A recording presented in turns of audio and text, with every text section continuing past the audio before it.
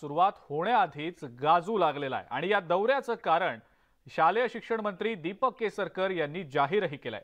राज्याला प्रभू श्रीरामांचा आशीर्वाद मिळावा यासाठी या दौऱ्याचं प्रयोजन असल्याचं केसरकरांनी जाहीर केलं। तर श्रीरामांनी चांगल्या कारभारासाठी बुद्धी द्यावी असा टोला विरोधकांनी लगावलाय।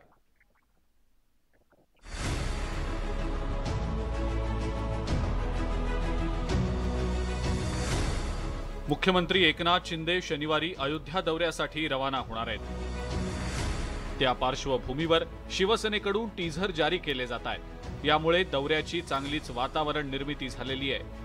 अयोध्या हे सगळ्या देशवासियांच्या श्रद्धेचं केंद्र आहे। पुरुषोत्तम राम यांचा आदर्श जीवनाच्या प्रत्येक वळणावर संयम आणि कसं वागावं याचा संदेश देणारा आहे। हाच आदर्श आणि आशीर्वाद राज्याला उपकारक ठरणार आहे। रामराज्य ही सर्वोच्च कन्सेप्ट आहे ॲडमिनिस्ट्रेशनमधली। राज्य किती चांगलं असावं तर त्याला रामराज्य म्हटलं जातं आणि जर महाराष्ट्राचं रामराज्य व्हायचं असेल तर आपल्याला अयोध्येच्या मंदिरात जाऊन रामाचे आशीर्वाद तर घेतलेच पाहिजे।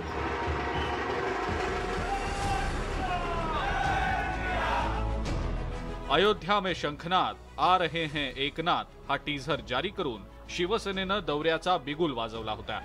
या दौऱ्याच्या निमित्तानं मुख्यमंत्री एकनाथ शिंदे कट्टर हिंदुत्वाचा चेहरा म्हणून आता पुढे आलेले आहेत। मुख्यमंत्री झाल्यानंतर एकनाथ शिंदेंचा हा पहिलाच अयोध्या दौरा असल्यानं देशाचं लक्ष या दौऱ्याकडे लागलेलं आहे। त्यातच दीपक केसरकरांनी मुख्यमंत्री राज्यातल्या रामराज्यासाठी रामाचे आशीर्वाद घेणार असल्याचं वक्तव्य केल्यानंतर महाविकास आघाडीकडून सल्ले देण्याची चढाओढ सुरू झालेली आहे। अयोध्या दौरा आहे, 2 दिवसाचा अयोध्या दौरा आहे, मोठी तयारी आहे। योगी आदित्यनाथ ठीक आहे त्यांना जर जायचं असेल तर अयोध्येला त्यांनी जावं, जे कोणी उपलब्ध असतील त्यांनी घ्यावं। अयोध्या दौऱ्यातनं मुख्यमंत्री एकनाथ शिंदेंना लाभणारा प्रभू श्रीरामांचा आशीर्वाद राज्य कारभारासाठी त्यांना नक्कीच प्रेरणा देत राहील यात शंकाच नाही।